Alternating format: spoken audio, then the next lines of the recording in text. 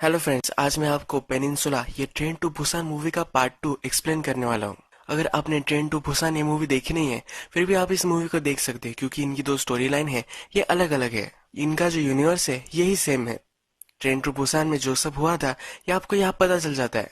ये एक zombie apocalyptic movie है और बहुत ही तगड़ी थ्रिलर है। मूवी का स्टार्टिंग में कोई स्पॉइलर नहीं देना है, तो चलिए शुरू करते हैं। मूवी स्टार्ट होती है और हमें पता चलता है कि कोरिया में ज़ॉम्बी का आउटब्रेक हो चुका है। वायरस जो लोगों को ज़ॉम्बी में कन्वर्ट कर रहा था वो फैल चुका है। मूवी के फर्स्ट में हमें एक ज़ॉम्बी दिखता है। इसके बाद नेक्स्ट सीन में हमें दिखता है कि जोंग सुंग अपने गाड़ी में है। ये मिलिट्री में होता है। अपनी सिस्टर, अपने ब्रदर इन लॉ और सिस्टर का जो सन है, इन सब को लेकर वो कार में जा रहा होता है। ये सब अब शिप्स की तरफ बढ़ रहे हैं। ये अब कोरिया से निकलकर जापान जाने वाले हैं। इन्हें बचने का यही एक जरिया है। एक जगह पर जब कार स्लो डाउन हो जाती है, वहाँ इन्हें एक फैमिली दिखती है। यह फादर, मदर और उनकी बेटी होती है। जोंग सुक जब फादर को देखता है तो उसकी नेक से ब्लड आ रहा होता है। ये ज़ॉम्बी में कभी भी बदल सकता है, तो इसलिए इस फैमिली को हेल्प नहीं करता। मदर बोलती है कि सिर्फ मेरे बच्ची को लेकर जाओ, पर ये भी रिस्क लेने के लिए वो रेडी नहीं होते। अब हमें एक न्यूज दिखाई जाती है और इसमें हमें सब इन्फॉर्मेशन दी जाती है। बुसान की एक फैक्ट्री में से वायरस निकला था और उसके बाद बहुत ही फास्टली ये स्प्रेड हो गया है।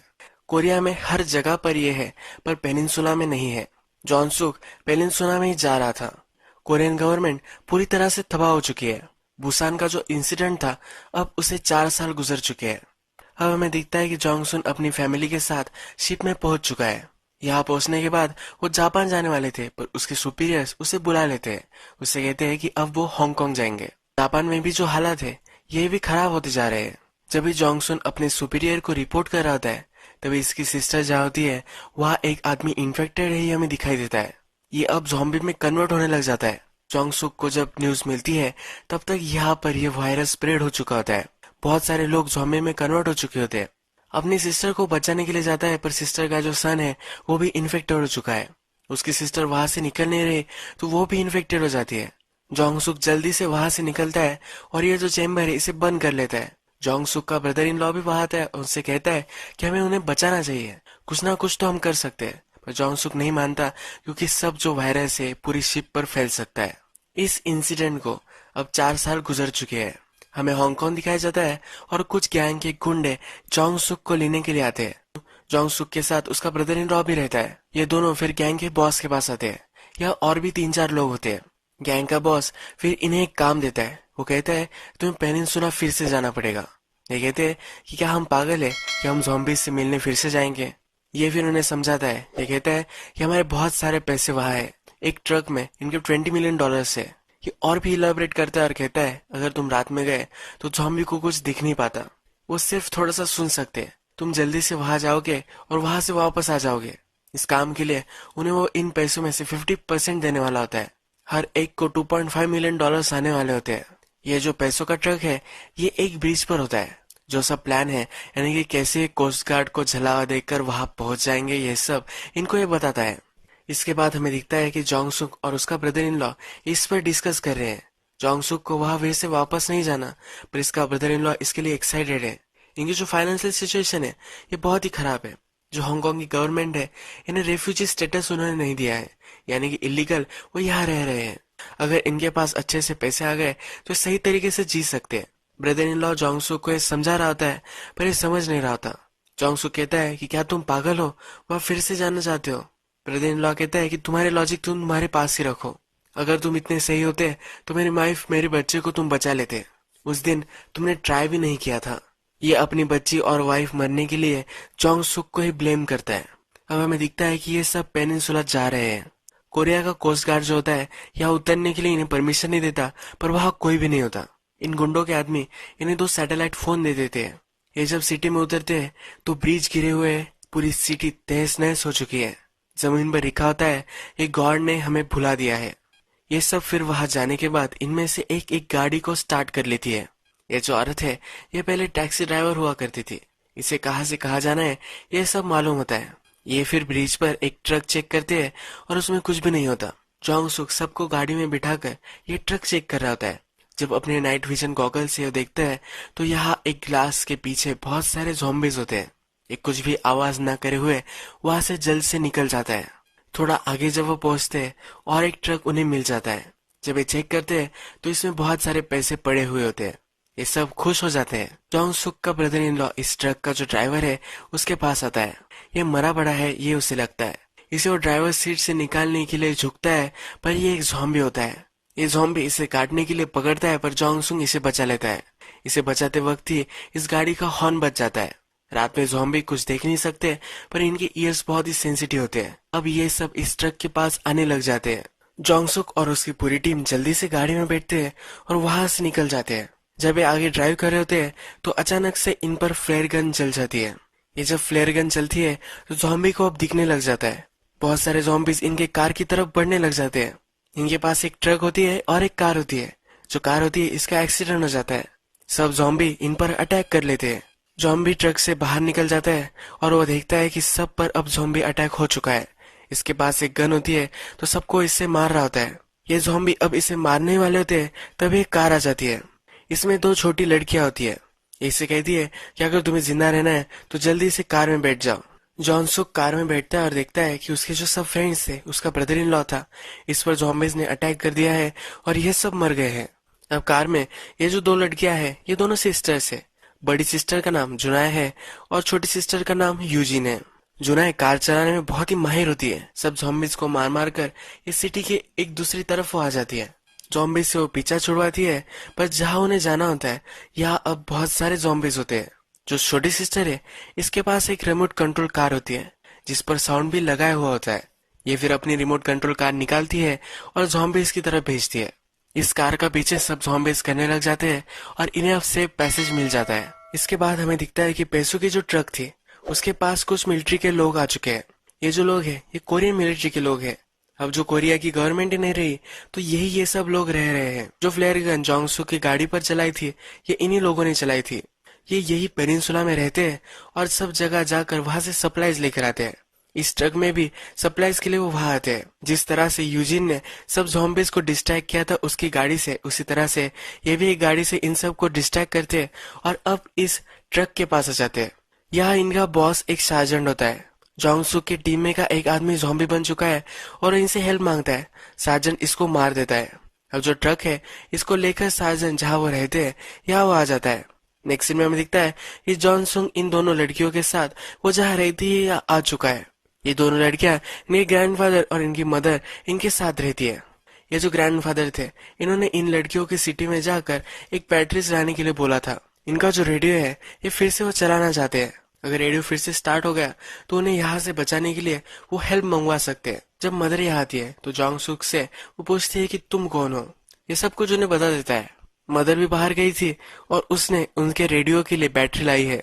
ग्रैंडपा का रेडियो स्टार्ट हो जाता है और उसके जो सुपीरियर होते हैं इनसे वो कांटेक्ट कर लेते हैं। इनके लिए हेल्प अब आने वाली है, इन्हें यहाँ से बचाया जाएगा। अब नेक्स्ट सीन में हमें दिखता है कि सार्जेंट उसका जो कैंप होता है वहां पर वो ट्रक लेकर आता है। ये जो ट्रक है खाने की सप्लाई से भी भरा हुआ होता है। अब इन्हें एक मंथ के लिए खाने की कोई भी चिंता नहीं होगी।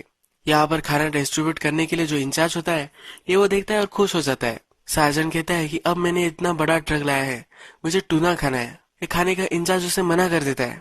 ये कहता है कि कैप्टन की परमिशन के बिना मैं कुछ भी तुम्हें नहीं दे सकता। इनका जो बॉस होता है इसका नाम कैप्टन सा होता है। सार्जेंट फिर इस पर चिढ़ जाता है और उसे डराता धमकाता है। जब ये ट्रक ओपन करते हैं तब इन्हें जॉन्ग सुक का ब्रदर इन लॉ मिल जाता है। ये एक्चुअल में इस ट्रक में छुप गया था। ये इसे कैदी बना लेते हैं और अखाड़े में इसे भेजने वाले होते हैं। ये जो सब लोग हैं ये लोगों को कैदी बनाकर इन्हें अखाड़े में भेजते हैं और वहां ज़ॉम्बी इनके पीछे लगा देते हैं। इनके लिए एक इंटरटेनमेंट नहीं होता है। यहाँ पर जॉन सुक के ब्रदर इन लॉ को वो उस पर नंबर वगैरह पेंट कर कर वो उस अखाड़े में भेजने वाले होते हैं। जॉन सुक जब मदर को सब कुछ समझाता है कि क्यों वो इस काम के लिए आया हुआ है तो मदर कहती है कि हमें बचाने के लिए कोई नहीं आया, पर पैसों का सवाल आ गया तो सब कुछ लोग यहाँ आ गए। वो उसे यहाँ मिलिट्री के जो लोग हैं इनके बारे में भी इंफॉर्मेशन देती है। यानी कि मिलिट्री के लोग, सार्जेंट, कैप्टन साहब, ये सब आउट ऑफ कंट्रोल हो चुके हैं। इन्हें जो भी लगता है ये वो करते हैं। नेक्स्ट सीन में हमें दिखता है खाने का जो इंचार्ज था वो कैप्टन साहब के पास आ जाता है। कैप्टन साहब जीना नहीं चाहता, उसके हालात उसे बुरे लगते हैं तो सुसाइड करने वाला होता है। तभी फूड का इंचार्ज उसे रोक लेता है। ये उसे कहता है कि हमें एक ट्रक मिली है। ये जो इंचार्ज था इसने ट्रक में बहुत सारे पैसे देख लिए हैं। ये एक बैग साव को दिखाने के लिए लेकर आता है। साव जब इसे देखता है तो उसमें एक सैटेलाइट फोन भी उसे मिलता है। अब साव इसमें इंटरेस्टेड हो जाता है। इसके पास अगर सैटेलाइट फोन है तो वो दूसरे लोगों से कांटेक्ट कर सकता है, हेल्प बुलवा सकता है। जो इस फोन से कॉल करता है तो वहां से गुंडे के जो लोग होते हैं ये बात करने लग जाते हैं। ये उनसे कहता है कि मेरे पास सब पैसे है। जो डील जोंग सुक को उन्होंने दी थी, यानी कि अगर वो पैसे लेकर आए तो हाफ उन्हें वो दे देगा, यही डील वो कैप्टन साव को भी देते हैं। कैप्टन साव ने अगर वो पैसे उन्हें लौटा दिए तो उसे 50% मिलने वाले हैं, पर कैप्टन साव को वहां से निकल सकता है, यही बड़ी बात होती है। इसके बाद हमें दिखता है कि अखाड़े में जोंग सुक के ब्रदर इन लॉ को भेज दिया जाता है। यहाँ जॉम्बीज के पीछे पड़ते हैं, इनसे वो लड़ता है और इसके बाद वो फिर से अंदर आ जाता है। ये अपनी जान बचाकर अब बच चुका होता है। इसके साथ जो भी सब लोग थे इनमें से बहुत ही कम अब बचे हुए हैं। जोंगसुक ने अब इन सब लोगों को बताया हुआ होता है कि उन्हें लेने के लिए शिप आने वाली है। ये सब डिसाइड करते हैं कि उस शिप के पास ही अब जाएंगे। इनका प्लान होता है कि अब वे फिर से हांगकांग जाने वाले हैं। अब जो सुबह हो चुकी है तो दिन ये ट्रैवल नहीं कर सकते, ये रात में जाने वाले होते हैं। जॉनसुक जुनाई को थैंक यू कह रहा होता है तो वो कहती है कि यूजिन ने तुम्हें बचाने के लिए मुझे कहा था, अगर मैं नहीं करती तो वो रोने लग जाती। यूजिन बहुत ही स्वीट लड़की होती है। ये सब अब अपना सामान पैक कर रहे होते हैं। जॉनसुक फिर मदर के पास जाता है। वो कहता है कि मैंने तुम्हें पहले देखा था, तुम रास्ते पर हेल्प मांग रही थी।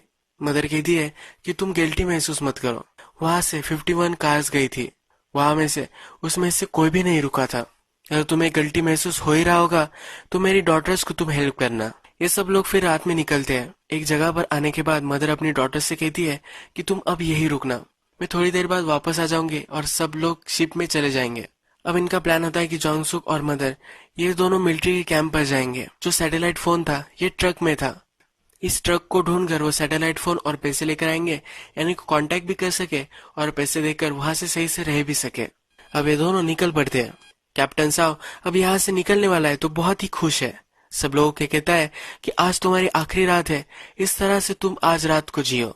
जब सार्जेंट ये देखता है तो सार्जेंट को पता चल जाता है कि यहाँ कुछ ना कुछ तो गड़बड़ है। कैप्टन साव के ऑफिस में चला जाता है। ये साव से पूछता है कि अचानक तुम इतने जेनरस कैसे हो गए। साव से समझाता है कि ऐसा कुछ भी नहीं है। वह फिर जो फूड का इंचार्ज होता है वो आ जाता है। सार्जेंट और भी इन पर अब प्रेशर बनाता है। इसे पता होता है कि यहाँ कुछ ना कुछ तो हो रहा है, पर वो अपना मूड चेंज कर लेता है। कैप्टन साहब उसे मारने वाला होता है, पर इसने अपना मूड चेंज कर लिया है तो ये वहां से चला जाता है। अब हमें दिखता है कि जॉनसुक और मदर ये दोनों कैंप में आ चुके हैं।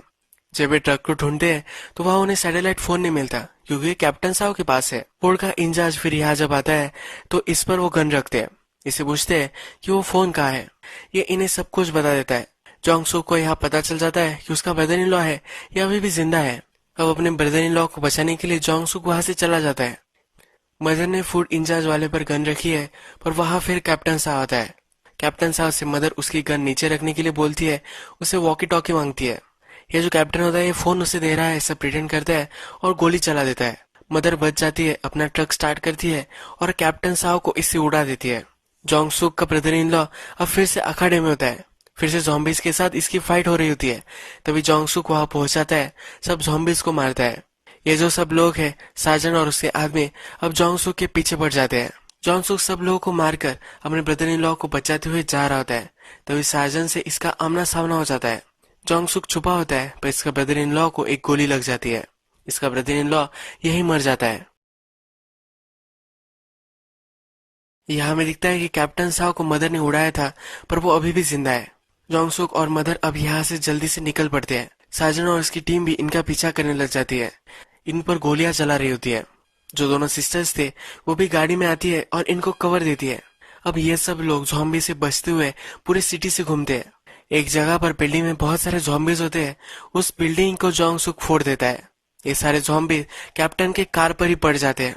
यहाँ पर कैप्टन मर जाता है।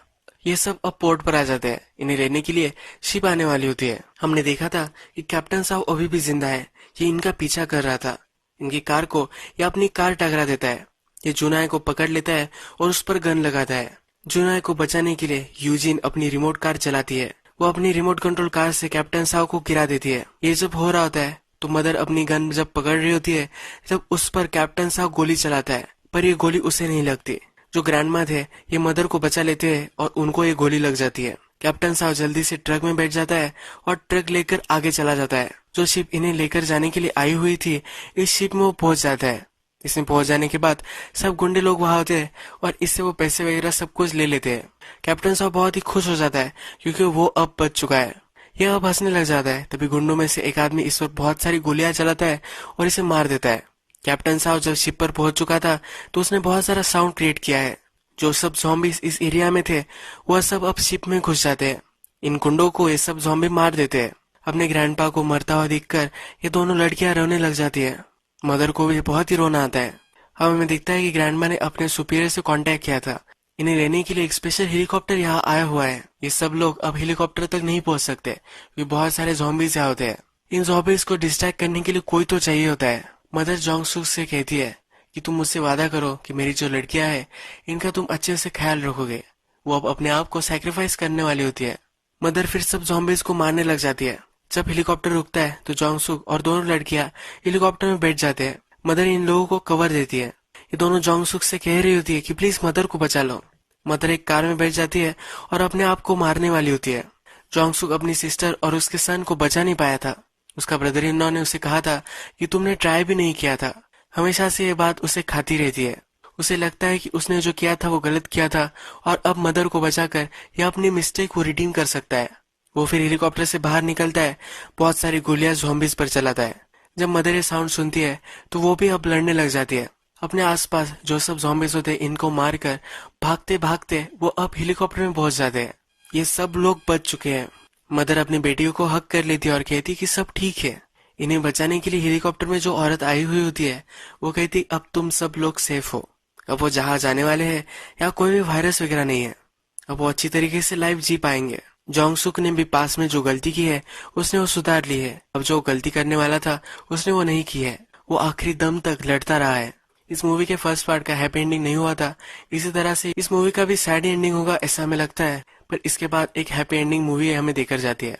अगर आपको वीडियो अच्छा लगा तो प्लीज इसे लाइक और कमेंट जरूर कर दीजिएगा। मैं बहुत सारी मूवीज लेकर आता रहता हूँ तो प्लीज इस चैनल को सब्सक्राइब कर दीजिए और बेल नोटिफिकेशन आइकॉन दबाना मत भूलिएगा। हम फिर से मिलेंगे और एक मूवी के साथ। तब तक के लिए थैंक यू और आप अपने आप का ख्याल रखिए।